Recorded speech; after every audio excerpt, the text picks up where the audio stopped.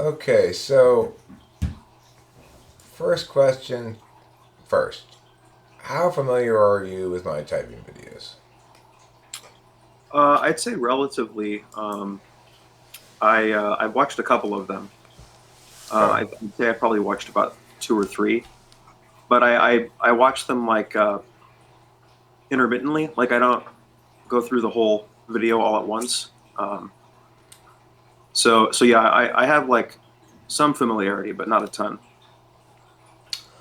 When you feel sad, do you feel sad about something, or just always, or sometimes just sad about nothing? Um, it depends. I think either so usually it's like either the feeling comes first or a thought that would cause the negative feeling comes first. It depends. Sometimes I can just be generally uh like I don't know, like primed to be upset about something. But usually it's a thing. It's not just there's something that like there's something concrete that um yeah. Would you say it's more like that than happy? Um yeah, yeah, for sure. I can be happy about absolutely nothing, um but I can be so yeah, I can be happy about absolutely nothing, feel happy with no actual like with nothing concrete triggering the happiness, I guess. But when it comes to being sad, there has to be something concrete, I guess, that would cause Oh, me to feel sad. and is mad more like sad? Yeah. Okay, Yeah, cool. I'd say they're identical. Yeah. Okay, cool. Um, how are you feeling physically right now? You have any stiff neck, stiff shoulders, anything like that? I had my vaccine yesterday, the first dose of the vaccine, so I have a little bit of soreness in my left arm, but other than that, I'm not, you know, feeling normal. Before you started this session with me, did you get yourself a beverage? Yeah, yeah, I got a coffee. Okay. How many hours of sleep do you need a night? Um, so there's the amount I need, and then there's the amount that I want to get, I guess. If I get five, then I, you know, I'm a little more tired during the day, but I can. Well, it depends. I could be either. I usually I can function on that, and then but I prefer to get just the regular amount, just like eight. So I don't really notice a difference though in terms of like my health. If I get 5 to 6, then I'm fine. But I do prefer to sleep. I like sleeping, so I do prefer to get a little bit more. Are you more likely to get hangry or slangry? Slangry? Which is angry because you're sleepy. Oh, okay, yeah. Uh, it's hard to say. Both definitely. Probably hangry though. Okay. And are you pretty good about feeding yourself before you start starving to death, or do you realize as you're like in the drive-through line, oh my god, I might die of starvation before I get to the window? It always it depends on the day. Uh, I don't have good. Yeah, I generally don't have good like. I feel like most people like when they get up, it's just like, oh yeah, I'm just gonna have breakfast, and that's the healthy thing to do, so I'll do it. I don't really do that. I kind of just I just eat when I feel like it for the most part. But yes, I am more prone to like eating too little than too much, I think. Self-care is important, but uh, somewhat under prioritized. Oh yeah, Okay. very much so. Um, which value is more important to you? Fairness or kindness? Fairness, pretty. I've thought about that question Okay. quite a bit. Definitely fairness. Um, but uh, I mean, they're both important to a certain extent. But if there is a situation where I have to choose between the two, then I would just choose to be fair. Although And you don't really have a lot of uh, dilemmas like that where you actually have to choose. You could be fair and kind at the same time, but yeah, I guess there are situations where um, you have to choose between the two. right. Um, if two people steal a loaf of bread, one of them is from an upper middle class neighborhood, one of them is from a poor neighborhood, do they get the same punishment? Um, yeah, I'd say so. Okay. Um, can you break smoking a cigarette down into exactly 6 steps? Okay, so you have to, so smoking a cigarette rather than just buying the cigarette. So, yeah, smoking a cigarette would be opening up the box of cigarettes, taking out the cigarette, grabbing the lighter, turning on the lighter, and then lighting the cigarette. That's 5 steps. Oh, that's five. And then smoking it. And then finishing the cigarette. Yeah. Okay, that's 6. Uh, how important is it to you that something you're discussing or trying to understand have a practical use? Are you interested at all in philosophical stuff that you acknowledge has no practical use, but you still find it interesting? Like I do have the tendency when having conversations like that to want it to be like useful, but it always feels useful to me when um, if I'm talking about like if we're having like a philosophy conversation, I guess that always feels useful to me. So I never have to worry about whether it's like practical. Um, but yeah, I guess I do. It depends. It depends on who I'm talking with and like what we're talking about. Um, Do you have a 3 year plan or a 1 year plan or a 5 year plan or something like that? um, I only go up. I only go up to like 3 years. I don't. I never have like. I don't really have anything beyond like 3 years into the Do, future. do you have goals that you'd like to meet in the next 3 years that you sort of keep in mind consistently over time? Uh, well, they're always changing. I feel like because I I am always like learning new things about what I want to do. So then I end up making small changes to the plan. But yeah, there's a general um, like idea that I have about what I want to do in the next 3 years, and there are concrete parts to it, but it's not like. But it's very subject to change depending on you know. Yeah, Um, as realities change, things need to yeah, be updated. yeah. Okay. Do you have a significant other? No, not currently. If you were to describe a significant other that had a behavior that was not other people wouldn't think was particularly a big deal, but that would bug the hell out of you, what might that behavior be? Um, uh, I don't know. It's hard to. There's like one thing that always annoyed me or would annoy me. Like I don't know. My understanding of FE may be like not totally correct, but um, I dislike people, or I guess not people, but I dislike when, well, especially in that type of a relationship, like arbitrary judgments, I guess, based on social norms. Like I just kind of prefer being eccentric about things if I can. Jacob, you Because cannot act like that. People are going to think you're weird. yeah, I know that's exact. But see No. that statement. That's exactly the behavior that would. I mean, I understand. I understand where it's coming from and everything, but it would still kind of. It does irk me. What if a significant other tried to indicate what they wanted you to wear when you guys went out together? That would actually be fine with. Okay. Um, So if they set out your clothes, you just put them on and wouldn't say, oh yeah, I don't like this shirt or something like that. yeah. I wouldn't really. Well, it depends if it's like a really weird like I I don't mean, know. assuming they're putting out reasonable clothes, not a Yeah, clown suit or something.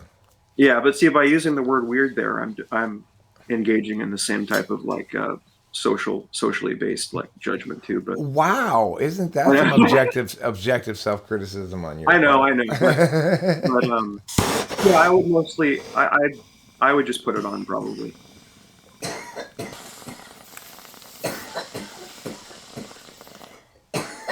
Now, what if you had a significant other for whom it was a really big deal that you ate all your meals together?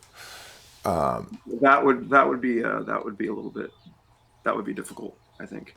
Okay. But What if you had a significant other who could like? Okay, let me ask you this question. You may have heard it before. There's a guy. He's got a floppy hat. He's got a burro. He's got a pickaxe. He's got a couple of pans, and he's walking into the hills. What is he? okay, so you said he has a pan and he's in He's got a floppy hat. yeah, He's got a burro. He's got a pickaxe and a couple of pans, and he's heading up into the hills. What is he? he's probably like looking he has a pickaxe, you said? Yeah, he's probably looking for gold or Yeah, he's breaking he's a rock. prospector, right? Yeah. Let's say you had a significant other who, no matter how obvious the answer should be to them, just couldn't get questions like that. So you said, okay, look, he's got a, a shield shaped thing on his shirt. He's wearing a blue outfit. He's got a nightstick on his side, and he drives in a car with lights. What is he? And Yeah. your significant other's like, mailman? Yeah. Would that Yeah, I bother mean, you? um it depends. It would depend on like their thinking of like if they could like come up with like a different interpretation, like, oh, he's this instead, but this is why, then I'd be fine with that. But yeah, if they were genuinely just like What if it was the thing they turned to you to provide for them? In other words, can you help me? I can't figure out what this thing is. Would you roll your eyes and go, "How can you not figure that out?" Or would you be like, "Sure, it's this." I would just probably say sure. Okay. Yeah, I would just it wouldn't bother me too much, but Okay. Uh, how important is it to you? Or let me ask you. Let me phrase it this way: what's more important to you, that a person be precisely honest about their past, or that a person always follows through on what they say they're going to do in the future? that's hard. I'd say, oh yeah, because I mean, it's those two aren't the same thing, but they end up kind of they're very related. Yeah, I guess following through on what they're going to do in the future. I wouldn't really want them to like. I wouldn't expect them to like divulge every part of their past. That seems like a big expectation. Okay. Well, what if it's between some lies about the past rather than not providing all the information Oh, versus flakiness? says they're yeah, gonna says they're gonna see you at 4 o'clock, calls you at 4:15 and says, "Oh my god, I forgot! I totally forgot. I'm sorry." yeah, yeah. Because whether they're lying or whether they're not following through, they're still like those both like make them unreliable. I guess in general, but Well, um, it's about their words, right? Like yeah, yeah. where you can place Oh, oh, yeah. faith in their words, basically. Oh, okay. Um, oh, yeah. Okay, yeah. I would look to um, their action rather than. I don't think words are totally like. I don't distrust them in general. I don't think they're like devoid of meaning or anything. But yeah, if a person can, it's harder for a person to lie with words than with actions, I guess. Uh, but they can do both, you I know. But I mean, one could argue. What would you say in response to this? That to lie about the past is a willful decision to deceive, whereas to fail to follow through is a lack of self knowledge. oh yeah, yeah. That's a good point. Yeah. Oh no, certainly, yeah. If they're intentionally like just being deceptive, that to me that's worse than just being ignorant about themselves. I could tolerate. I mean, because I mean, I tend to be the same way, not really knowing exactly, sometimes exactly why I will make a particular. Well, I mean, I know why I make choices, but there are other, like when you make a choice, it's not always your conscious motives that matter, I guess. But yeah, no, I mean, I prefer them to be honest and, you know, honest with both their words and their actions. But I know that's a bit of an ideal there. I mean, the thing is, I guess ultimately you can't be dishonest with your actions. When you Yeah. say I'm gonna get milk on the way home from work, sweetie, and then you forget to do it, you you were neither dishonest when you said it because you really genuinely planned to do it, and your actions can't really be dishonest, but you can be Right. accused of being a flake or failing to follow through or of negligence. Like, well, you know yourself well enough to know that you're not going to remember. You should have written it down and put a post-it note or something like that. Yeah. Okay, so let me ask: have you ever heard the troll question before? I don't think so. Okay, in this No. question, it's a story question. It's kind of like a Dungeons and Dragons kind of scenario where Okay. you can interact with other characters in the story. You can ask me, the narrator, questions, or you can take action in the story. Here's the deal, the situation. You're the mayor or the lord or whatever of a Middle Ages town, and this town is split in two by a river. On one half of the river are the merchants and the townspeople and stuff. On the other half of the river are the farms and the silos and the foodstuffs. Now there's a bridge across the river, so no big deal. But one day the bridge washes out in a big storm, and there's a species of creature called the river troll. Now, river trolls have a magical ability. Whenever a boat crosses a river, if the river troll is in it's their territory of river, then they Okay. can run up really quick to that boat, steal 10% of any food inside that boat, and get away before anybody even sees it. It doesn't matter how well hidden it is or what kind of food it is. It's just 10% though that it can steal. 10% they steal. So in Okay. other words, if you got one piece of bread, they take 10% of that. If you got one dead cow in your boat, they take 10% of that. Okay. Yeah.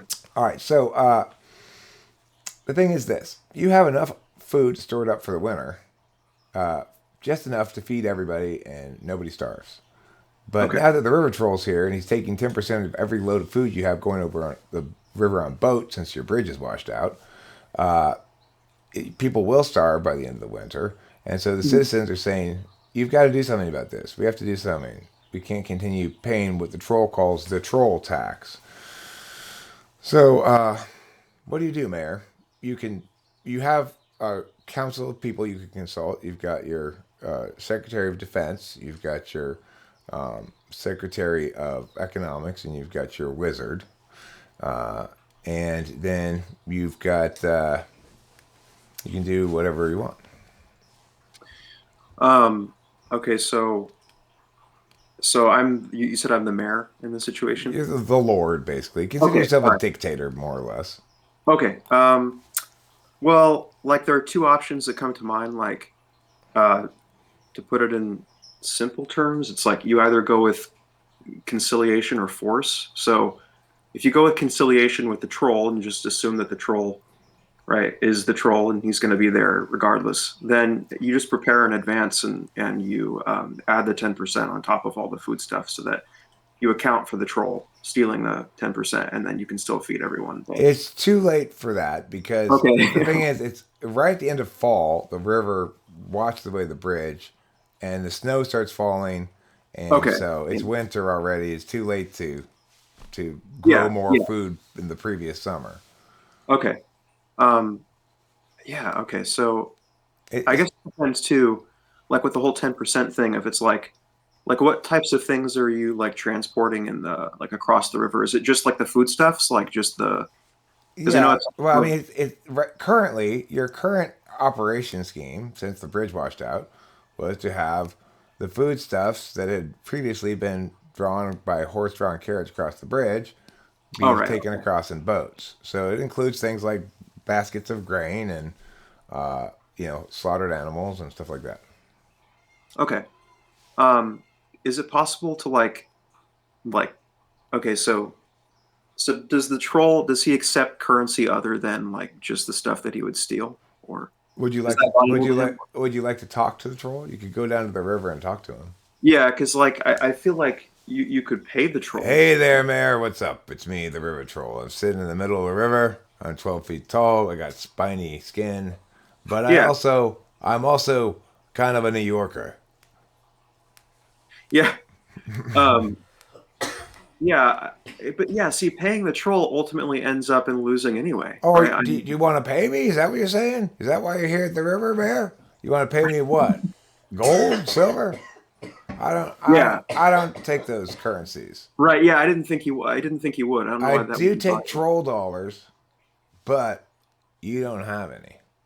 Okay. Yeah. Um.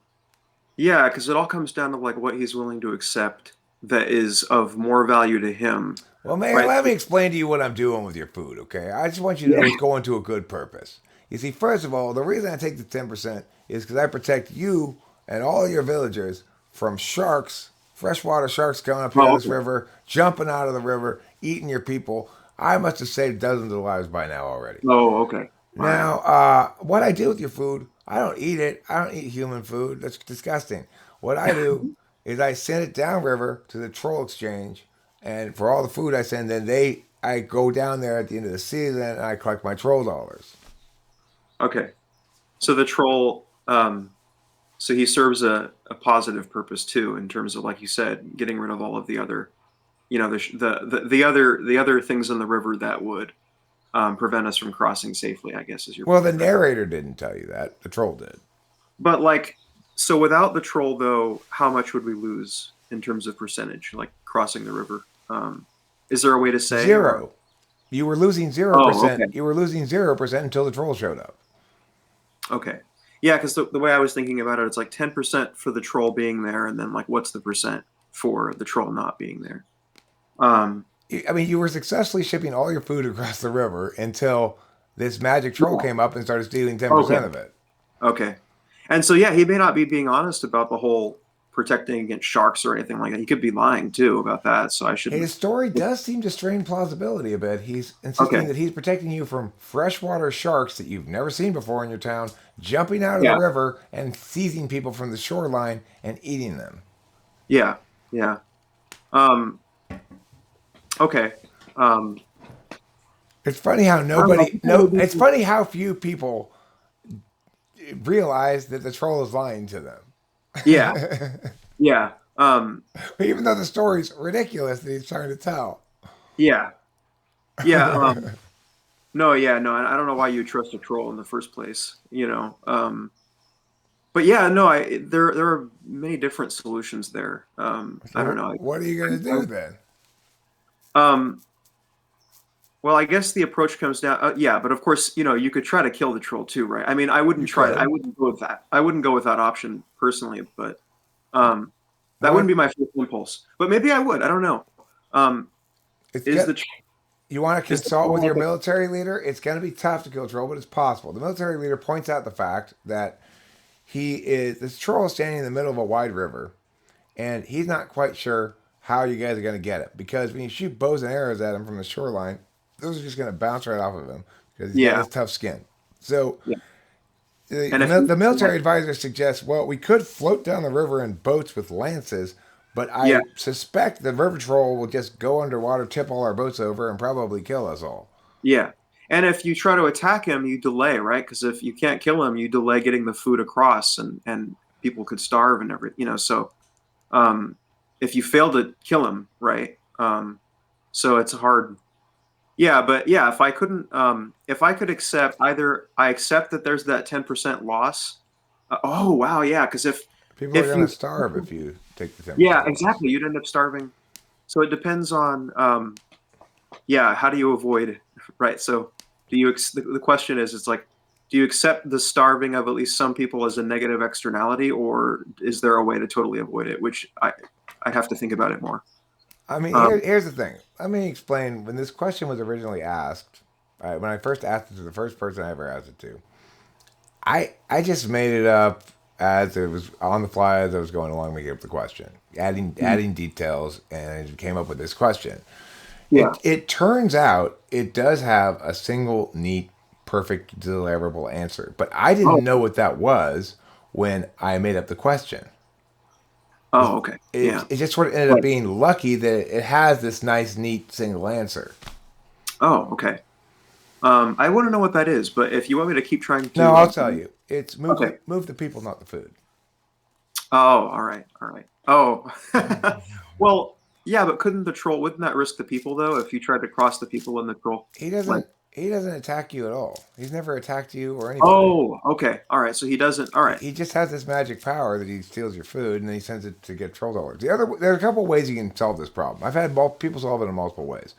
Yeah. It is possible to poison the troll, but you can't poison the troll by poisoning the food you send across, which is what most people try at first, Right. because he Right. doesn't eat it. He sends it downriver. So, but if you get to the bottom of what does he eats these giant catfish in the river. So one way to solve the problem is you can catch the Oh, catfish okay. yourself and eat them. Another Right. way to solve the problem is you can poison the catfish and poison him, as somebody did one Right. time. Yeah. Well, Right. you killed the cat. You might kill the catfish though in the process. I mean, like, if you That's would. true. I gave him the benefit of the doubt that he managed to find a slow acting poison that Yeah. Yeah. Yeah. So, Yeah. but the thing that's silly is once you realize there are giant catfish in the river, why not just catch them and eat them? Right. Right. Yeah. Nobody ever thinks to fish. Nobody Yeah. ever thinks to fish. Yeah. People have said I want to go hunting before, and I pointed out that it's winter and there's not nearly enough game. Even if you Right. were to strip the whole area of game, you just ruin your hunting area forever, and you would Yeah. maybe Yeah. just save yourself another couple weeks or something. You know. Yeah. Yeah. But Um. fishing's an acceptable answer too. Yeah. Yeah, but yeah, people surviving just on the fish is one thing. I mean, I wish they could. I mean, that's totally possible. I mean, Well, they still it's get 90% of all their other food. yeah, right, So the fish is right, just enough to supplement the extra 10%. yeah, yeah, But regardless, it's an interesting question because it reveals how people go about thinking about it. So right away, you had in mind, okay, obviously the obvious answer is going to be kill the troll, but I'd like to avoid that. You divided it into two categories of answer, one being, force, the other being conciliation. I found it very interesting you use the word conciliation because almost nobody ever uses that word. They use the word reconciliation even when it's not appropriate. yeah, Um, so that's a very, very precise diction choice there. And I probably, I wouldn't have used reconciliation, but I wouldn't have used conciliation either. I would have said something like, yeah. That was the best I could come up with. no, I think it's the best word. I might have said diplomacy, but because I don't think I've ever heard Oh anybody yeah, use the word conciliation before. yeah. But diplomacy may actually be better, but I don't know. Yeah. Um, and it's like either diplomacy, you accept that the troll's there and you interact with them to the best of your ability, or you use force and try to kill him, or you just try to get around. Like there may be a third option there that would be harder to put into a word. Well, I guess it depends on how you define conciliation and force. My basic instinct, if I were to face that question, I think without knowing anything about it, would be to try to harangue, annoy, and harass them to going away. So, Yeah, yeah, like, there. Yeah, yeah. bring the brass band out in the middle of the night, not let them sleep. Oh, I guess the third option you could say would be like avoidance, right? So it's like because that's how a lot of people solve problems too. Is it's like you could definitely solve the problem by avoiding it to a certain He- extent. Here's the avoidance solution that doesn't avoid it by moving the people. If you take, because I've had asked so many people this question, I've had so many different answers. If you take boats and do it like this, where the boats that are closest on either side of the troll each have one crumb of food. The next boats have 2 crumbs of food. The next boats have 4 crumbs of food. And the next boats have the majority of the food. Then he can't get to those Oh, next boats in time before they get to yeah, the other side. So yeah, just bubble that's each other. one way to avoid it. But that's a Yeah, very complicated way of you have to have a lot of boats and you got to have yeah, a very organized system. Of yeah, course, yeah, for sure. But I like that option too.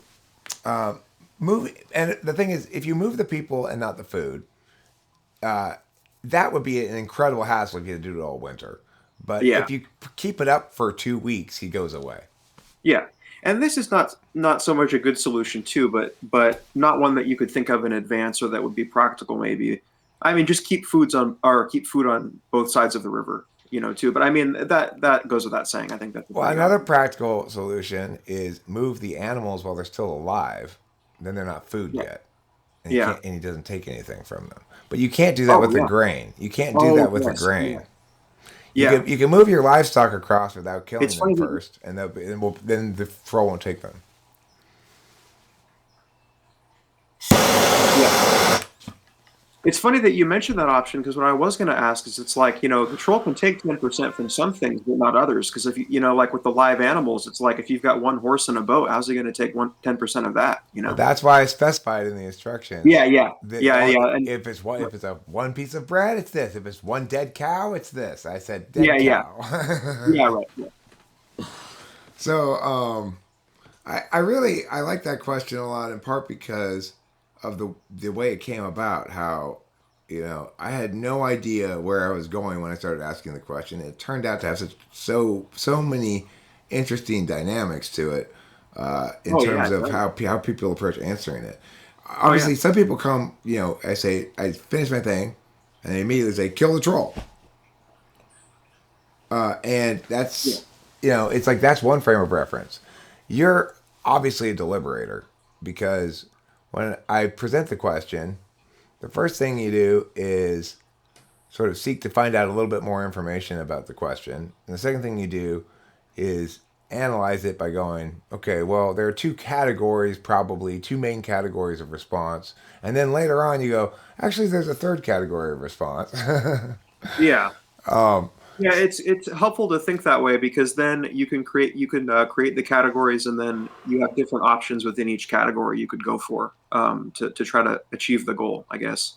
Um, I agree with you. It's a very meta analyst way to approach a problem, which is to yeah, say, if I say, what should we do about this guy who keeps coming into our archery dojo and smoking a cigarette? yeah, Like, yeah. I forgot where I was going with that. Okay, so now, I mean, I'm pretty sure I know what type you are. It's pretty obvious to me, but I'm going to continue asking you some. Let me ask you some TI questions. So,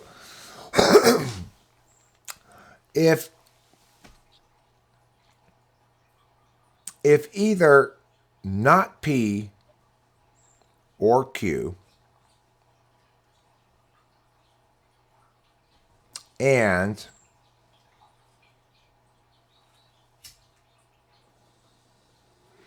if Q then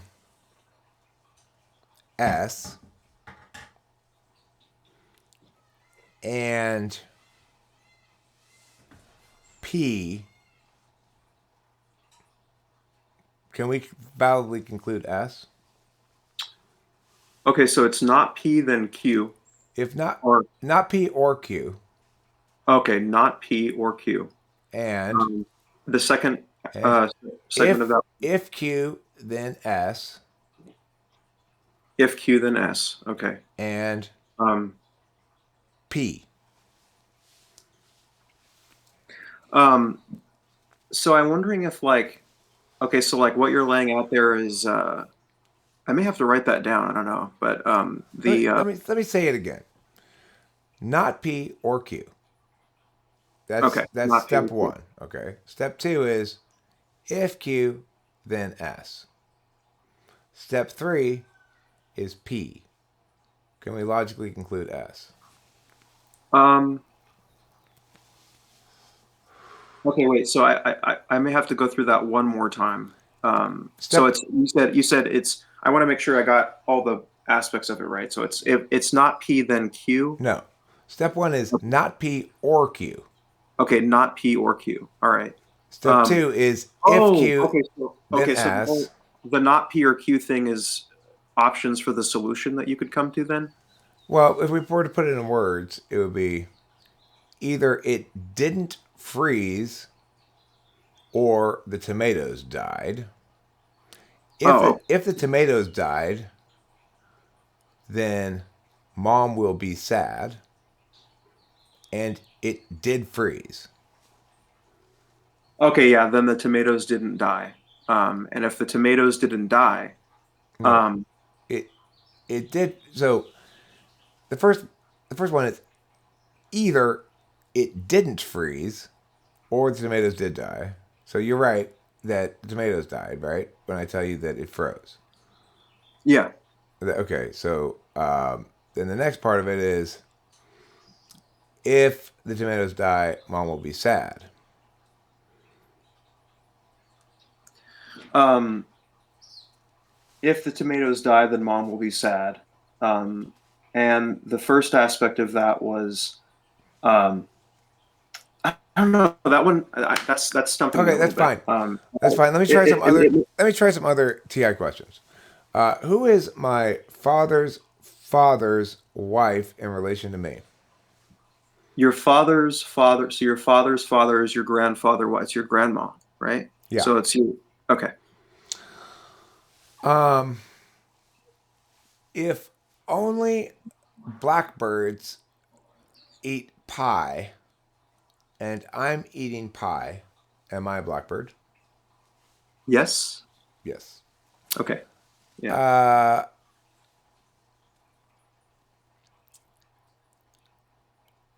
either Bob or Joe will go to the store, or Mary will stay home. Okay. It is not the case that either Bob or Joe will go to the store Thus, Mary stays home, right? and Mary will stay home. I'm saying those are two separate Oh. statements. Okay, the first Okay. one is either Bob or Joe will go to the store, or Mary will stay home. The second Okay. statement is if either Bob or Joe goes to the store, then Mary won't stay home, which is another way of saying the same thing I said last time. So, if it turns out that Bob and Joe are both on house arrest, So they neither of them are going to the store. then what can we conclude about Mary? So it's either that they go to the store or that Mary stays home. Um, and so if they don't go to the store, then okay. The answer is Basically, Mary goes out. oh, okay. Oh, okay. So you're just negating the other side of the statement because Right. yeah. But I wasn't initially sure whether them not going to the store necessarily impacts what Mary's doing. Well, that's Uh, that's a smart thing to say. here's my confusion because yeah, them not going to the store makes Mary stay home, but Now, them that going to the store makes Mary stay home. oh okay yeah. So them not going to the store, Mary stay home. Them going to the store, Mary stay home. Them not going to the store, okay, then Mary goes to the store or Mary goes out. Right. Okay, But yeah, that's but yeah. the thing that's is this: if I were to simply say, if Bob or Joe go to the store, then Mary stays home, or if I say either Bob or Joe go to the store or Mary stays home, it could still be both. So, in other words, it would be valid Oh, if Bob either and way. Joe went to the store and Mary stayed home, which is Yeah. why I needed the second statement, which is to say, if neither Bob nor Joe goes to the store, then Mary won't stay home. Okay. Yeah. And that's what, Um, okay, yeah. yeah. Yeah. The only I think my confusion came from the fact that I didn't pick up on the fact that so if they either go to the store or so you have the first statement right, which is that they go to the store or Mary stays home, and I guess either or in that case could also mean and. Well, it had two ors in there because it was Oh, like okay. Bob or Joe goes to the store, in parentheses, or Mary stays home. Yeah. Yeah. But with Okay. ors, you could have all of them happen and it be acceptable, which is why you needed the second statement. Oh, okay. That makes sense then. Okay, let me try a different line of questioning here. Let me do some values questions. So let's. What kind of media do you consume most? Informational videos, like entertaining videos, like sitcoms or something, or music, or plays, or poetry. What kind of media do you consume the most? Um, so yeah, the I guess the media I would consume, yeah. I mean, I do. I go with music, and I do both video, right, and music, interchangeably, depending on, what I'm doing at the time. If I'm like involved in a task, then I can't watch something at the same time, so I'll just listen to music.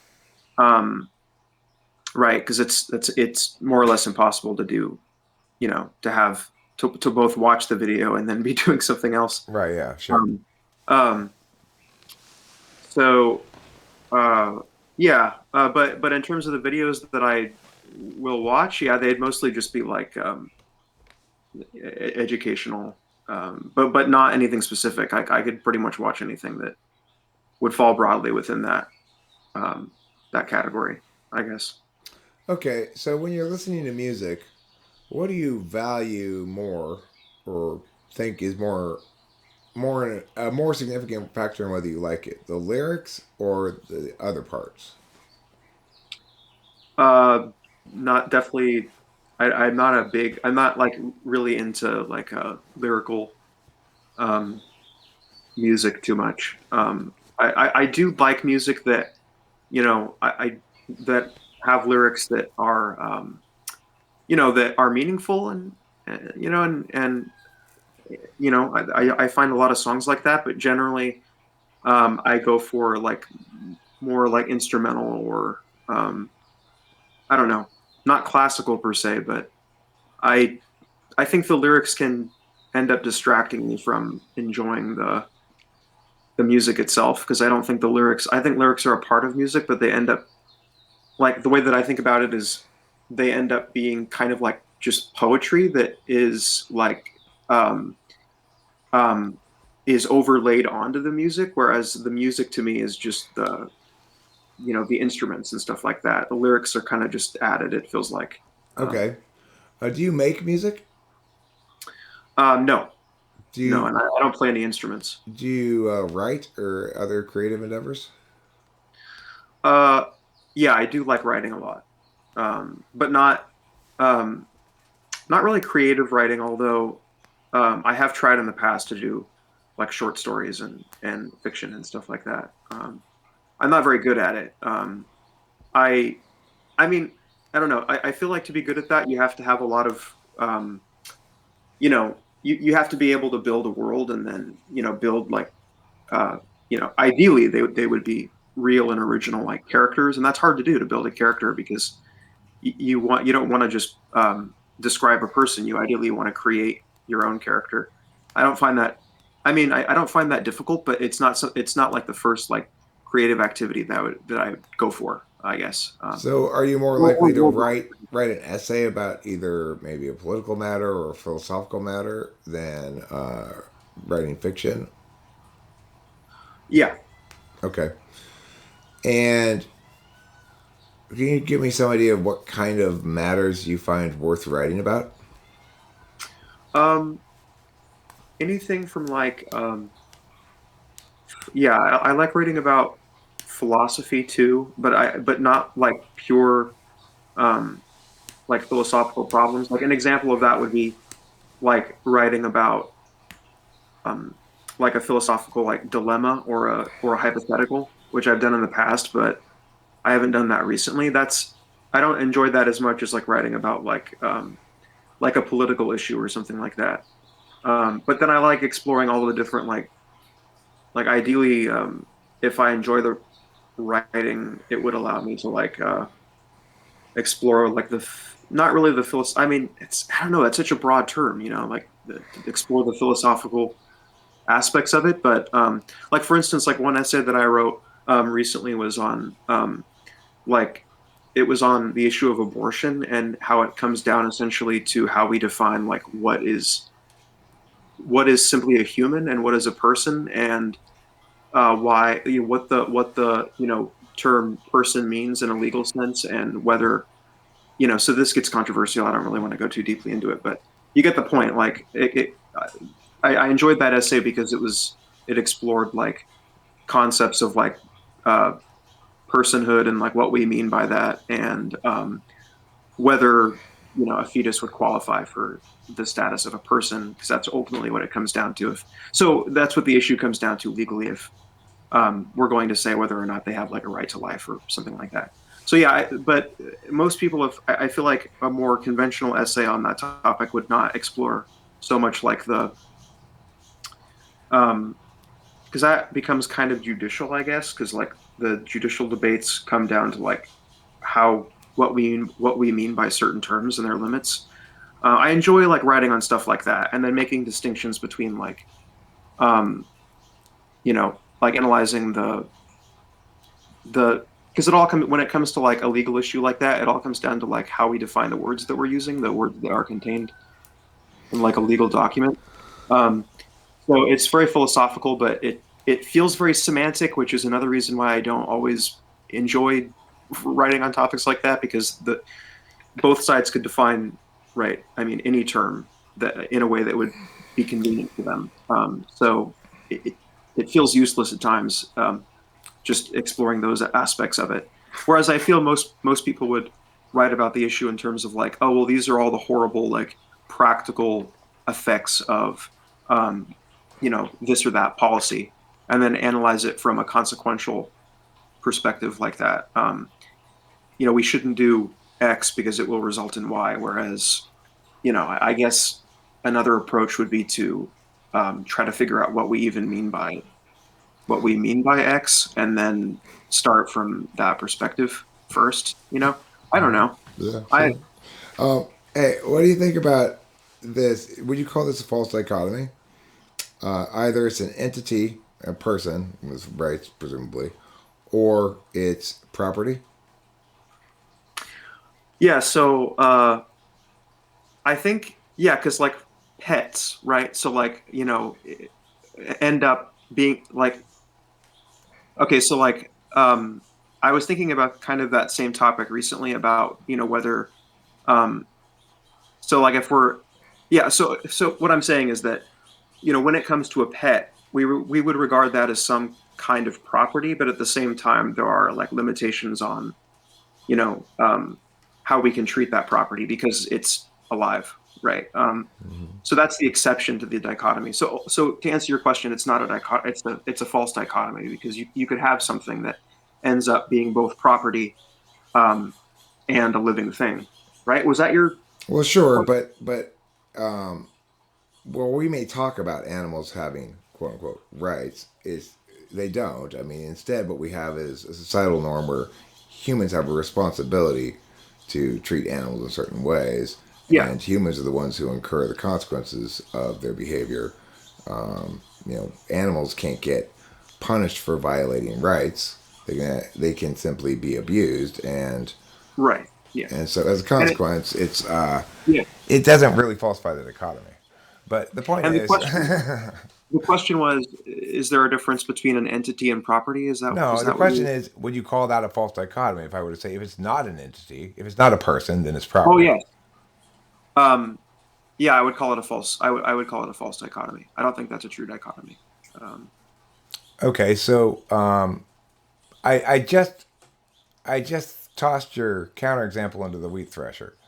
Give me another one. oh, the example of Pets. a pet being both. It's So not yeah, because it's not a person, right?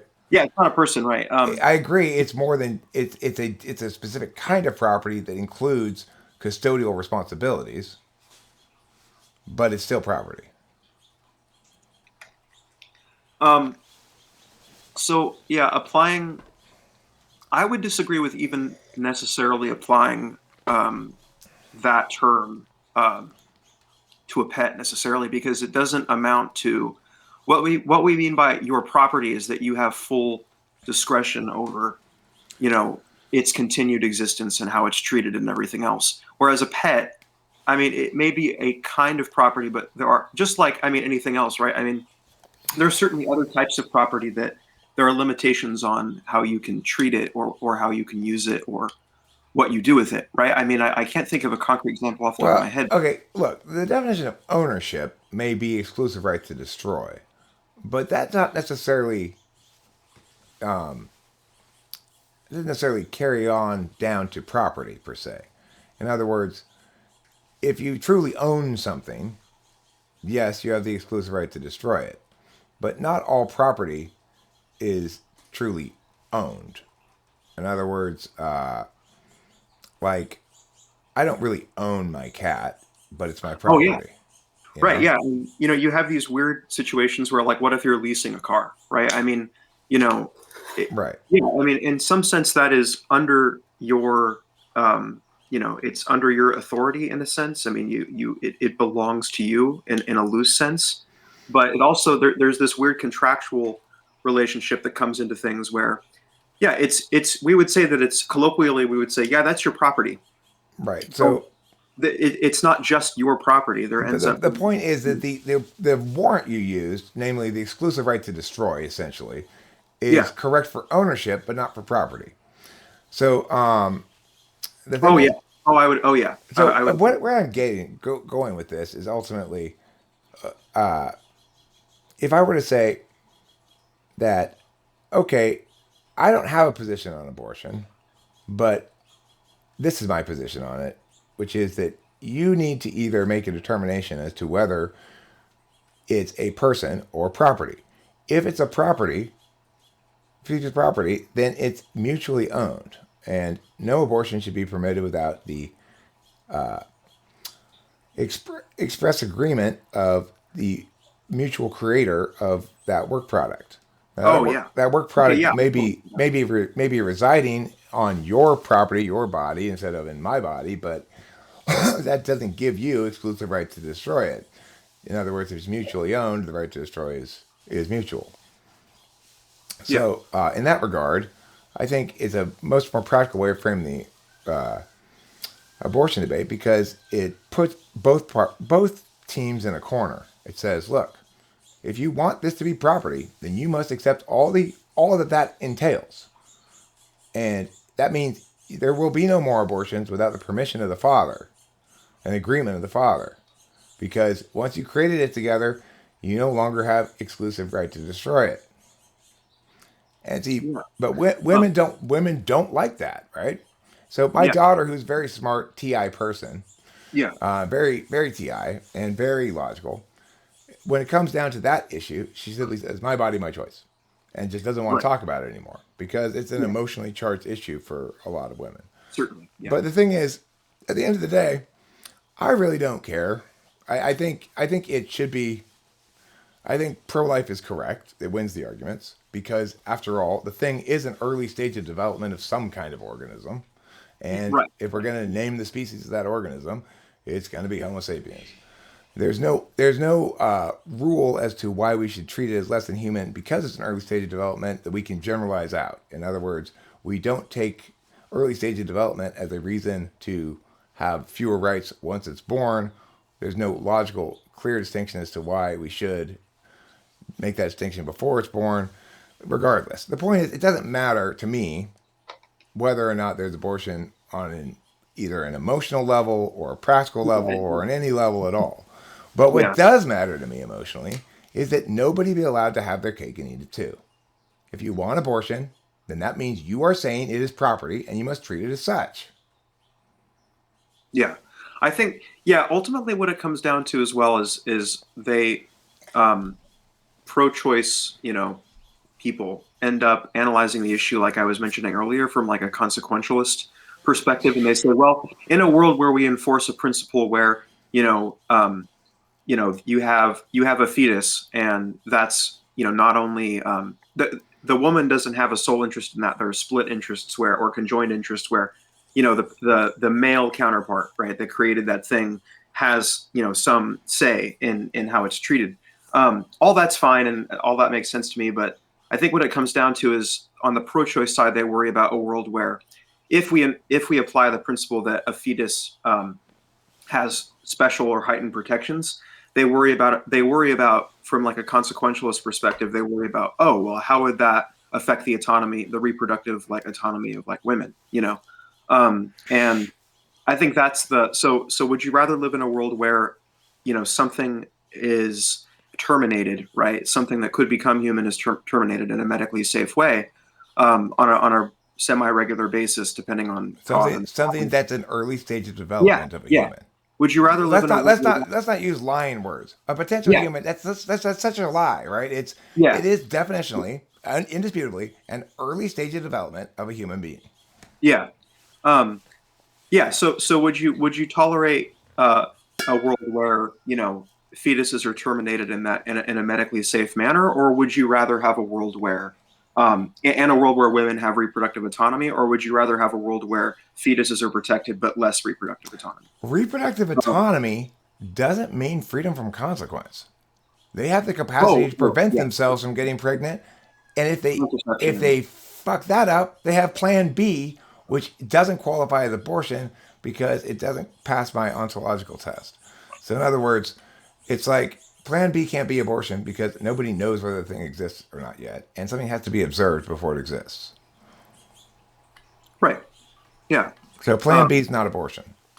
Yeah, and from like a consequentialist perspective too, what ends up happening is in a world where abortion is just readily attainable, you end up having people. It promotes sexual, like it can promote like being unsafe sex, right? Because then oh well, I just have the abortion option there. We can kind of do whatever we want.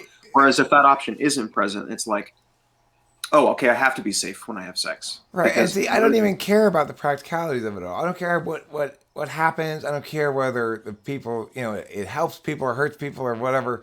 What I care about is the fact that people are using words with desperate irresponsibility.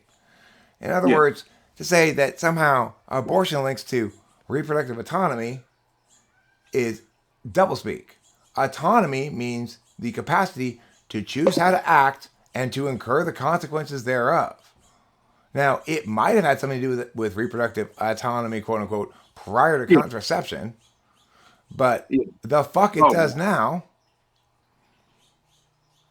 You know, yeah, yeah, that's fair. it's the opposite of embracing autonomy because it rejects the notion that your actions come with consequences.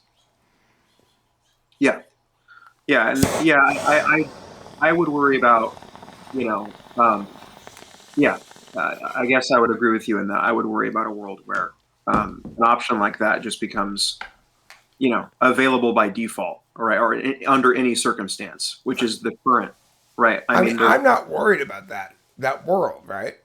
I'm worried about the fact that people are getting away with saying things, words that are contradicting other words they're saying, yeah, and they're walking around with no feet up their asses.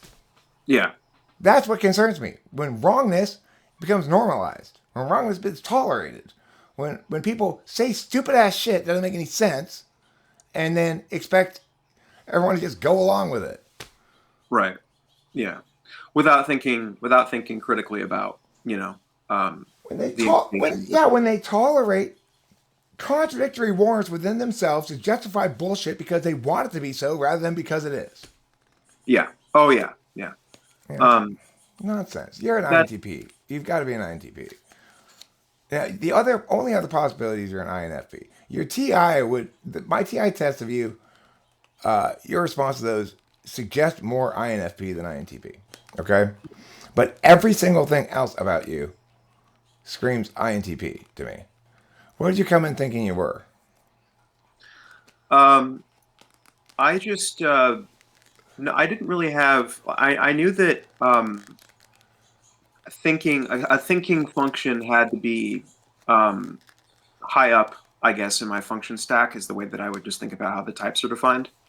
Right. Uh, and I wasn't sure if that was ended up, and I wasn't sure if intuition ended up being as intuition function being high in the stack either. I wasn't sure about that. I just knew that I had a vague idea that it probably was the case that you know I led with some form of thinking, either TI or TE, but I wasn't sure whether It's definitely Really, TI, definitely not TE. These yeah, these conversations we have about how certain statuses and words and stuff mean certain things about your arguments about like you probably dislike the fact that people tend to argue abortion on from a consequentialist framework because of course with good reason consequentialism utilitarianism in general is not a real normative framework. A real normative framework yeah, a tells lot of you in advance whether or not yeah, a behavior is going to be bad. You don't find out later whether you were moral or not. yeah. Well, utilitarianism came out as an effort to create ethics that were secular, I guess. So if it promotes the greatest happiness, then It um, it's good. it's an attempt to eliminate the normative and make everything prescriptive.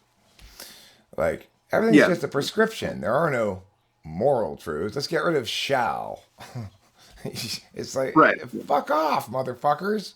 Yeah, As you wickedly push your bullshit down everyone's throats. yeah, Yeah. Well, yeah, you're an INTP. yeah. I wasn't. I just wasn't sure if like I wasn't sure. Yeah, the main conflict was between TE and TI, but I don't think my definition of TE is it doesn't like the way that I think about the two functions is it's like I had a discussion with a friend about this recently. It's like, or at least the way that I thought I could differentiate the two was that, for instance, to put it in terms of an example, um, like on the global warming issue, it's like the scientific consensus or a commonly recognized fact is that it's happening and that it's legitimate, which would be a TE conclusion to me. Whereas TI would maybe take the perspective that, oh, well, simply because, so it's the difference between consensus and truth, where the way that I thought about TE was it was like, oh, it's just it's essentially relies on like recognizing what is a consent what is the consensus on whether this particular thing is a fact or not, whereas TI is more concerned with the actual like accuracy of the statement or the position in a particular argument. I don't know, maybe Well, that's not. I guess what I would say about the global warming thing is TI is perfectly comfortable looking at empirics and saying this supports this conclusion.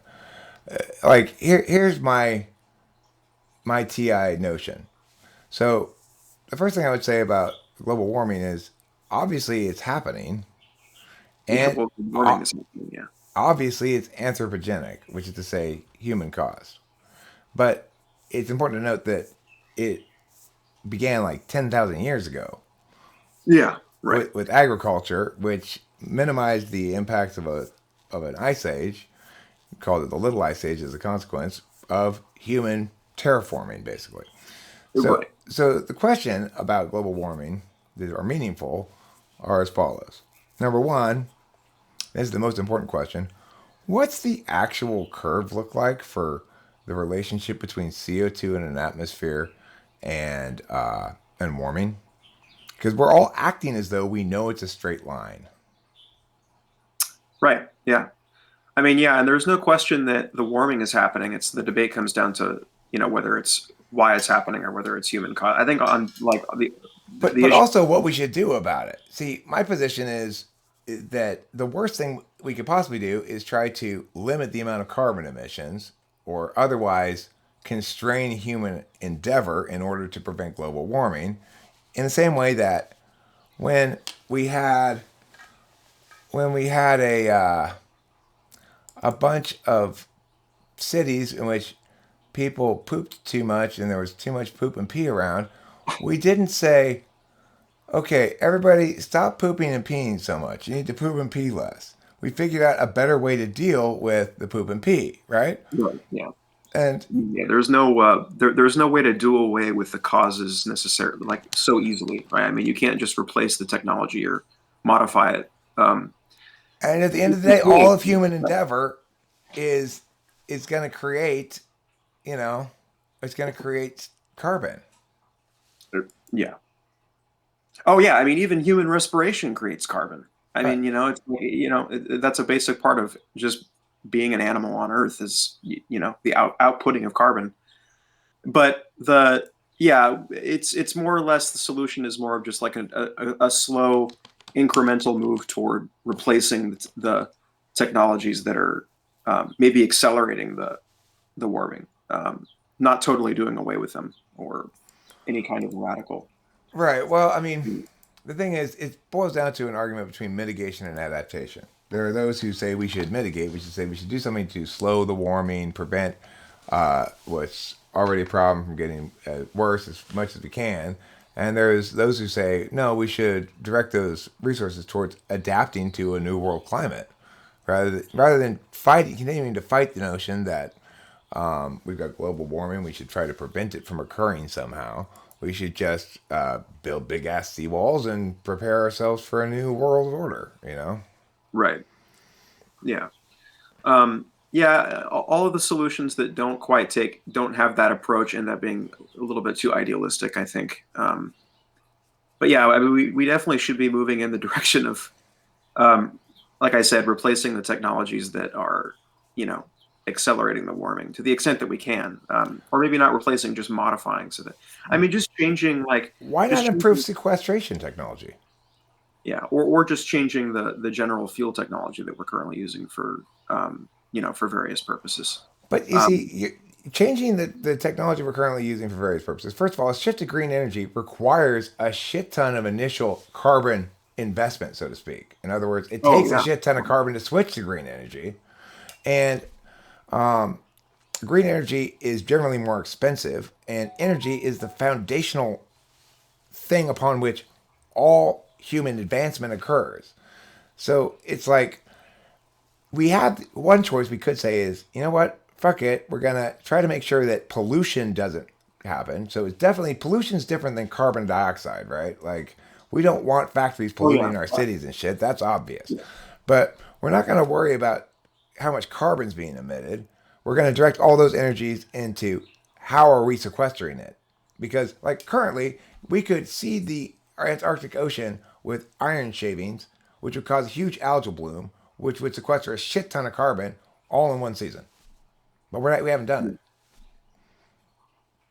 yeah. There was a Santa Cruz scientist who recommended breeding and releasing shit tons of sea otters into the ocean because they eat the things that eat kelp, and Oh, okay. They right. So kelp sequesters shit tons of carbon.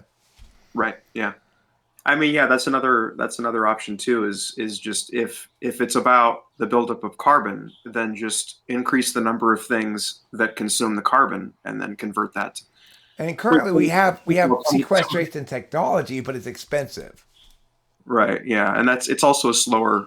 I mean, well, I mean, any option at this point would be slow, but But there's also the reality that many things like this ultimately get resolved by a black swan, something that nobody understands or thinks about right now. Nobody's come up with yet, but that turns out to be a single bam solution. yeah, So, how much energy do you want to put into mitigating or adapting to a problem that may end up having rendering all that work moot because it actually gets solved at some point? yeah. Yeah, I know like the big problem right now is like with like our batteries and how they don't they're inefficient. Like they'll lose their like charge like super rapidly. So that's why solar doesn't really work. I mean it works right. I mean where it works now.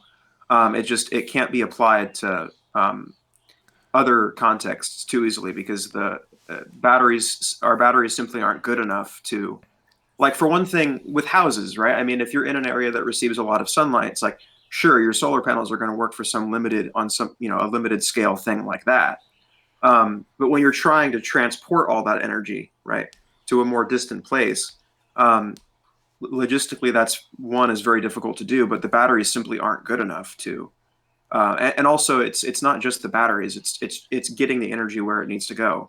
Um, with not only with the batteries, but with other aspects of I guess, the chain as well. Um, but I mean, there are different options for how batteries could be improved. It's not like you said. I mean, that's one area where you could have this spontaneous breakthrough. And that seems to improve the and then also solar cells could be made more efficient too. You know what we should Well, do is have everybody at their own house have a thermal chimney. Are you familiar with that? yeah, I mean, but it's good that at least solar works, on the level that it does now. I mean but at this point, it's not even that isn't even contributing to like, solving the global warming issue necessarily. I mean, it's just cutting costs for, homeowners essentially at this point. It is, it's making a difference, but the things that put out the most carbon are not houses, so. Well, look, why don't we do this? Why don't we have little windmills on either side of the road, and as cars drive by, it makes the little windmill spin around and generates energy? Yeah, I know. It's like we have a bunch of different ways that we could generate energy that doesn't even require any kind of carbon um, expenditure. I mean, we have hydroelectric, which is, of course, they're difficult. Those types of systems are difficult to build. And then I mean, we have, you know, I guess you could use wind too, which is the same thing. It all comes down to how. I'm not exactly sure how the systems work specifically, I but mean, I know it comes down to. the problem with a lot of green energy stuff like that, like hydroelectric, is incredibly bad for the environment in the sense that it destroys rivers. Well, yeah, and yeah, definitely. I mean, it alters the environment well, I mean, it depends on what you consider natural or unnatural. I mean, because humans are animals just like any other animal, and so it doesn't. Yeah, there are things that we do that can alter things in unnatural ways, but if we're you get my point. I mean, it's The a lot more of the more you devote a river towards energy generation, the less capacity it has for life to live there. It's like oh yeah, in California. We got the like the L.A. aqueduct or whatever. yeah, How much life is living in the L.A. aqueduct, the river that takes the water down from Northern California to Southern California? Nothing is in there. It's just yeah, water, right? right, Because it's all concrete. It's not meant to support life. It's meant to transport water. yeah, And so when you have a big dam at some place, a lot of times you've got various species that require to go upstream from ya and downstream from ya, and they can't do that anymore. So then they're dead. It's like yeah, the thing is carbon, like global warming impacts everything somewhat, but hydroelectric impacts some specific thing a lot. So it's a weird kind of equation. Like yeah, and solar, the same thing. If you want solar out in the desert, fine. But then you've got solar panels over miles of what was formerly wild desert. So everything underneath those solar panels is now dead, and there's not land that's part of the ecosystem anymore. yeah. So it's very space intensive. Yeah, yeah. I mean, we do have plenty of like space that we could use in terms because I mean, I know a lot of the Midwest in the United States is just a lot of open space that you could use for that purpose. It's just, like I said. I mean, you can't really. Um, I don't even know like if we could create like just large tracts of solar panels. I'm not sure like what like you said earlier, like it comes down to like what carbon do we have to expend just to get the carbon reduction technology working, right? Yeah, I'm not exactly sure like what you know I'm not exactly sure how many tracks you would need to power a specific amount of city or whatever. But I know that from what I understand from what I've read, you could power a lot if you did that. It's just getting it going is But by far the best thing they could do is make nuclear now. The current oh nuclear yeah, plant designs totally forgot about nuclear. are Yeah, perfectly safe, and they take up the least space. They have the least environmental impact compared to these other things. Or geothermal is actually the cleanest of all energy because if you happen to be near a magma pool and you can tap into it for Yeah. energy. That that's that's basically con free. It has Yeah. almost no cons. I wonder if the core could be used in any way, like what, like some of the activity, like in the Earth's. I wonder if that could be used for the production of electricity in any way. I mean, I wonder if that would be considered geothermal or. The thing is, though, Jake, if you drill that deep down, you're going to release the kraken. Oh yeah, yeah, and also yeah, yeah, there is that, and also drilling. I mean, getting through the crust is probably impossible. It's I Is, mean, it's is it hard or incomprehensible. what? Is it super hard? Oh yeah, yeah, it's super. I mean, it's extremely thick, and it's. I mean, you wouldn't think so. I mean, it's supposed to just be the thin outer layer of the Earth, but it's actually extremely thick. Just getting through that takes quite a bit of drilling, super super deep. It So sounds like the worst loaf of bread ever. yeah, yeah, and getting. I mean, getting down to the core enough where you could actually pull something like that off, and then building things down there. I don't know how that's going to happen. You want to build? You want to build a city underneath, like down to the Right, center of yeah, the earth? it's like, no, what are you going to be able to build or, so, If you do build a city down near the center of the middle of the earth, then you could use all that energy, the heat down there, to power massive air conditioners to cool you down. But yeah, I mean, I don't know. I mean, I think the only particular like you know, carbon reduction energy producing technology that we can advance right now easily that is like politically possible because there's resistance to everything on like literally no good basis. Any change is resisted by. I mean, it's absurd. No matter how sensible the change is, it's going to be resisted on some basis. But I don't know. I mean, expanding. I don't know. To me, solar is probably the or nuclear. But I mean, with the environmental risks, at least um, with nuclear, are uh, still pretty big. But Did you hear about that kid who built a nuclear reactor in his fucking shed? I've heard a bunch of very hilarious things like that. Uh, I know I know that like have you heard about the this is not really related so much to global warming, but have you heard about like the Bob Lazar? He was the he's not your typical like UFO fanatic or something like that. He's not as crazy as that bunch ends up seeming to be, even though they're obviously with regard to any belief, you're going to have different levels of sophistication when it comes to the people advocating for it. But yeah, what you were saying about building the nuclear reactor in his garage or whatever, he's I don't know that it would be you'd probably find it interesting to go and watch some of his UFO testimony. But he's done a bunch of similar stuff like that. Like just he so yeah, part of his story is like he he was working at some base, and so apparently his claim is that on this base we've got a technology that not our own, right? So it came from aliens or whatever. I'm not exactly sure what the story is or what they think happened or how we got it or whatever. But this thing can it's the physics of it are so like so apparently the way that it works is it can shrink and compress the space in front of it and then stretch the space behind it. And by doing that, it essentially can teleport. But if you think about how the physics actually work, if you could, like all the space in front of you right now, if you could compress that, right, you could cross that distance, um, in a much shorter span of time.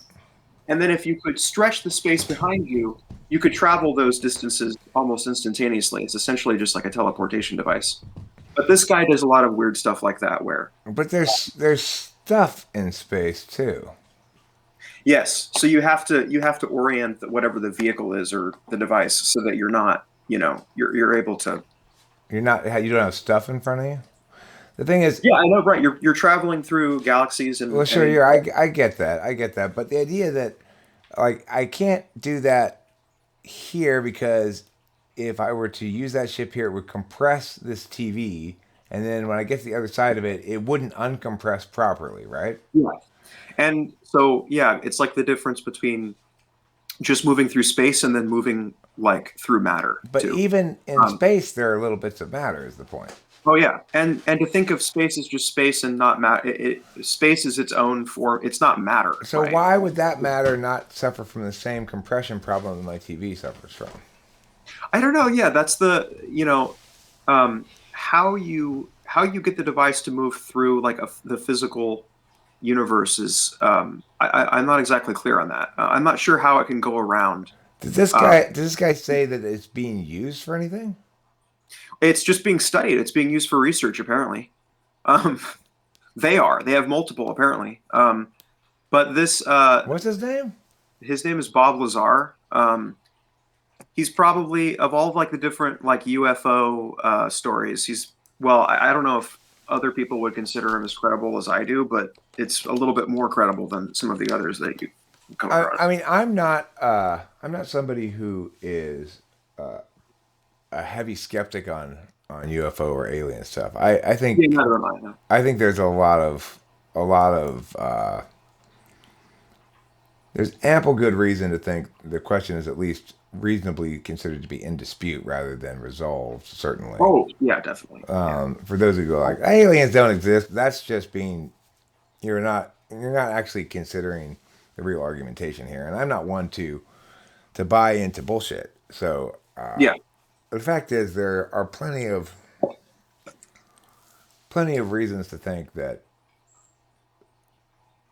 something not terrestrial, probably with intelligence, Yeah. is or has engaged with this planet in some way, Oh, yeah. whether we were talked to or not. You know.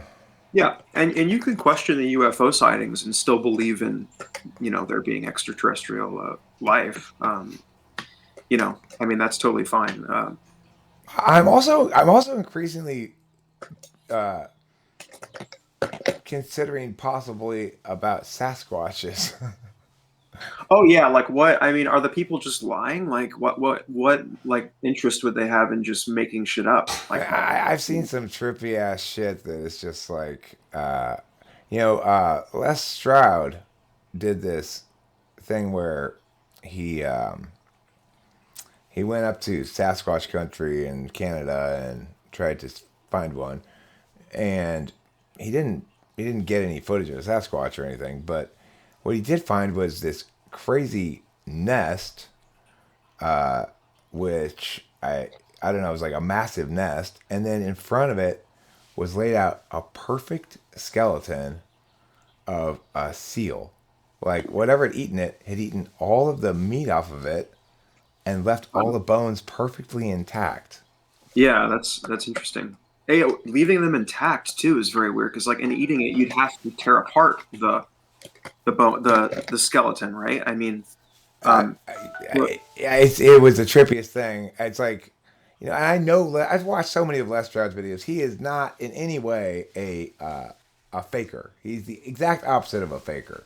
yeah, There's zero chance he set that shit up. That was a legit thing he came across, and he was like, I have no explanation for this. yeah, yeah. I wonder. I don't know. Like, there's I don't know. I mean, yeah, the Sasquatch stuff like that, aliens, UFOs, all that. I am more keen to believe than like ghosts or other weirder like supernatural stuff like that. Because then I don't know. There's something about they're very different things to believe I in. agree with you. We're exactly on the same page about probably just about everything because we're a couple of NTPs having a very comfortable conversation where we each understand what we're saying, the other person's saying, and why they're saying it, and where they're going with it. And Yeah, that's not a common phenomenon for us. Probably we're not accustomed to talking to people who the flow is this easy because you know most most of the time if you're not defaulting towards this kind of thinking, this sort of meta analysis stuff takes requires a lot of explanation for other people yeah, to keep up with the conversation, kind of, yeah, um, yeah. And I don't know. like, don't you have this idea about cognitive functions being? I think I forgot the term the phrase you use. It's like attentional manners or something like that. Yeah. But do you think there are different ways of paying attention, or do you think there are different things of a like different things to pay attention to? Like, do you There think are that there are? different ways of paying attention Okay, because, for yeah, because example, if if you are a receiving type, your default is I'm not here to get stuff. I'm not here to do stuff. I'm here to observe. okay, yeah, right. But I mean, so is it as simple as like you're either a receiving type, or what is the opposite of that? Like, what would you? Well, there's you're Being a judgmental, or getting type, oh, okay. which people have a lot of intuitive sort of wait that sounds counterintuitive to think that TI is getting, but if you think about it, it really is. How much of the time do you spend googling shit and learning about stuff on the internet? Oh yeah, Yeah, it's yeah. TI type is somebody who gets information because it's a deliberative function. In other words, you assume that once something's received, you're gonna have to do some processing on it before assigning a status. Knowledge assumes that once something's received, you know right away everything you need to know about it. So a knowledge function is paired with an interface function because when like let's say I'm at a well like the example I used earlier in the live stream, which is I went to my friend Cameron's house because he was out of town. He called me. He said, "Can you help my parents move this heavy thing in? They can't move inside." I said, "Sure." So I went over there, and I was just sort of all business when I got there, thinking about, okay, I got this to do, I got the next thing to do, blah blah blah blah blah. I knock on the door. Okay, where's the thing? I didn't do any of the social niceties that one normally is supposed to do, and Rachel was Oh with yeah. me. Rachel was with me, and she'd never been introduced to them before. So the dad says, "Who's this?" Like basically tell it Oh yeah. check your Okay. FE, Eric. Right. In that instance, I need to use a knowledge function. I is not appropriate or helpful or works very well if I were to sit there and think about okay, what does he mean by this? Does he really want to know what her name? He should know her name because I know Cameron must have talked about her before. So Oh yeah. if I were to do that, I'd be using a deliberation function when instead a knowledge function was what was appropriate and it kicked in. Oh shit, I'm being rude. And Oh yeah. Right. Yeah. okay, so that's the That difference makes between knowledge and deliberation. The other one is action, and action takes place in two ways: either by talking, that's your tool function, is the talking action function. Now, when I say talking, it's a little bit misleading because it's actually ideating, and for you, you do it a lot more in your head than I do as an ENTP. As an ENTP, I oh can't keep my ideas in my head for very long, and so I have to say them out loud and make a video or something, or else I just get stuck in a little loop in my head because I can't keep a very broad scope of ideation in my head really. yeah. For you, you can keep a broader scope with SI in the third slot. So you do a lot of NE in your own head that maybe doesn't get spoken aloud. Almost all the extroverted intuition that I do in my head gets spoken aloud on a live stream or something. Yeah. So that's one difference between us. Is because your SI is better. Yeah. The the other thing is my FE is a little bit better, which means I'm more likely to like but it's selfish too. So like me being rude by forgetting at their house, that's one side of it. But the other side is after I realized, oh shit, FE. Then I turn on the charm. Oh, I'm so sorry. This is so it's like Yeah. See I'm that. I'm Yeah. better at the schmoozing than you are because you're fourth slot. Yeah. I will tell you, I suck at that tremendously, and I am keenly aware of the fact that I suck at that. and and that is the textbook description of your relationship with a fourth slot function. Yeah. You it's the function you're fine at saying you're bad at and being self-deprecating about because Oh yeah. No, I don't even. you'd like to hand over responsibility for it to somebody else really.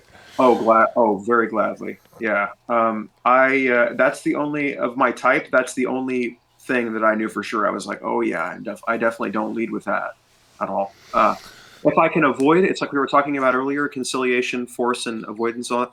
If I can totally avoid needing to like do the niceties and stuff like that. Not, I think they're fine and understandable, and I think they're appropriate and they serve a purpose like anything else. But it's difficult for me to get into the mode of doing that consciously, I guess. But if I have to, then I can. I have enough of it where I'm not totally lost. But Right. So, do you have any questions or anything you'd like to chat about here before we wrap this up? I've got something yeah, at 2 o'clock, so but I've yeah, got we've got 15 minutes or so. yeah. Um, let me think about it. Sure. Let me pull this bong Um, rip. yeah.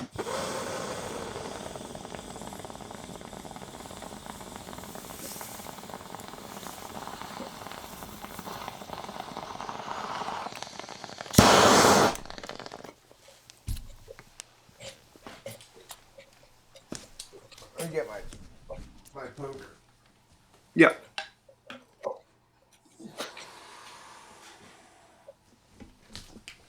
So if INTP is my type, does that mean that I like know what the stack would be? It's like I know that's not very meaningful, right? Just looking at it in terms of the TINE SI. I mean, I But think it's more meaningful looking at it like that than any other way, yeah, right. really. I mean, then looking at it like the David Kersey or the simplistic MBTI, where it's just like, Right. oh, you're the they'll use like archetype words for them, like, oh, you're the architect or something like that, and then Yeah, yeah, right. and it's not very in depth or anything. But does that mean I'm like pretty bad with NI, or I have Uh, the feeling that I am, it, but it it's okay. You probably have the feeling you're bad at it. Other people probably think you're good at it. okay, It's 6 slot. It's countervalued. It's like you actually are pretty good at it, but you only use it really as a subject, which is to say, you'll tell other people NI truths. You'll provide NI because you expect the world to expect it of you. oh But yeah, yeah, but when it comes to your own life, you don't like NI because NI leads to SE. Once you have a single clear answer that requires no further ideation, then it's time to do it. yeah, But yeah, but you're not done thinking about it yet. yeah. I also think I'm pretty bad with like SE Yeah, that's things your too. polar. Yeah, I don't have a lot of like. I feel like other people have more like physical energy, like the get up and go type of thing, where it's like, oh, I'm gonna go out there and go sit at this coffee shop and have a conversation, or I'm gonna go do this stuff, or I'm gonna go watch a movie or stuff like that. Um, that other than the weakness of my FE, I can say I have like almost zero of those types of impulses, I guess. So I just end up.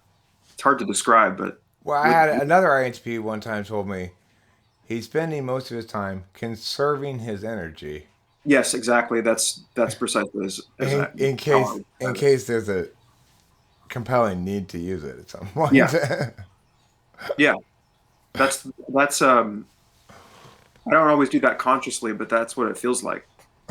Yeah, which is a really funny SE polar thing. For somebody who's not SE polar, it sounds really funny because it's like Yeah, you're still living in the day. Like you're right. conserving your energy, but you normally if you say like, well, I'm conserving my energy because later this evening I'm running a half marathon, right? Yeah, Except there's no second part to your I'm conserving my energy. yeah. That's what Like makes it funny. yeah, we have with my close friends that like okay, so we'll do these. I think they're probably like well, one is an ENFP. I know that for sure. The other is probably more like I think he's just an NTP. I'm not sure what he is though, but we'll have these very stereotypical moments where we're just like instead of so like friends will get together and they'll just do normal things like watch a movie or do an activity. We don't do that. What ends up happening is we'll sit there and we'll just spend the entire time analyzing all the options for and then just not watching anything and we'll just enjoy the we'll just end up enjoying that more than actually watching something. Right. So I mean, I know that a lot of times, and I only have one of the NEs, and I got an NI here, but a lot of times we'll be watching something and I'll pause it because I want to say something, and then yeah, exactly. she Yeah, wants so, to say something, so I'll pause it again, and then it's like we end up watching yeah, 5 seconds, talking 5 minutes, watching 5 seconds, talking 5 minutes. yeah, exactly. Or we'll watch documentaries and then we'll just be like, it'll just be the peanut gallery commentary the whole time, like, oh, that was super disingenuous. I can't believe they put that movie. And then we'd have to just like, we were watching one about MBTI, and it was like, oh god, you'd probably have the same take on this. It was like MBTI is being used for like employment, I guess, and it's having these apparently horrible effects because it's like making people feel like, oh, I'm this type, so then I can't do this, or it creates like limitations or whatever, which is fine. I actually would agree like that having a fixed like identity can become limiting in many ways too. But it's like they basically ended the documentary with the story about how this kid committed suicide because he'd done poorly on this personality test. And it was like, seriously, you're gonna end with that? Like you're not even gonna end with like one of your more like substantive criticisms of it. It's just gonna be like, it made this guy commit suicide and that's why MBTI is horrible and that's I how mean, talk like, about a disingenuously reductive understanding of suicide too. oh yeah, yeah. I love it when people will go like, "Well, we have to meow with meow because this person one time committed suicide because of it." Well, they commit suicide for a confluence of various reasons, Yeah. and you know, That was just the stick or the straw that broke the camel's back and we ultimately. don't even know that. We're just Yeah. presuming that. Yes, exactly. Um, but yeah, other than that, I guess I was more interested in like how my weaknesses play out in my life than in like how my strengths would work in I terms mean, of personality. your weaknesses basically are you've got a ton of ideas and very little impetus to realize any of the ideas because you never really quite feel as though any of the ideas is ready for the stage, and also because you're never quite sure which of the ideas is. Oh, Rachel. I messed it up. Yes, you did. You didn't let it untwist all the way. Oh.